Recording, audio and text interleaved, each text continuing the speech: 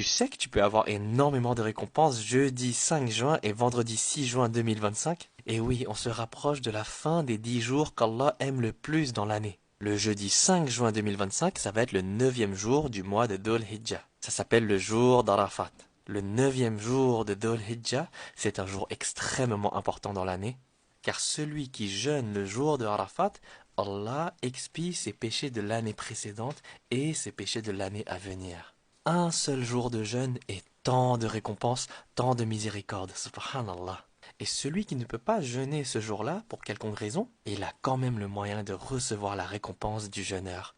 Tu sais comment? En nourrissant un musulman qui a jeûné. Et oui, celui qui fait l'effort d'offrir un repas à celui qui a jeûné sera récompensé comme s'il avait jeûné. Donc le jeudi 5 juin, le neuvième jour de Dhul Hijjah, c'est très bien de jeûner, du Fajr jusqu'au Maghrib. Et si vous ne pouvez pas jeûner, eh bien au Maghrib, quand c'est l'heure de rompre le jeûne, invitez quelqu'un à manger, offrez un repas. Et aussi très important, le jour d'après, donc le vendredi 6 juin, ce sera Eid. Et durant Eid, c'est un jour de fête, alors on ne jeûne pas. On célèbre, on mange ensemble, on partage un repas tous ensemble.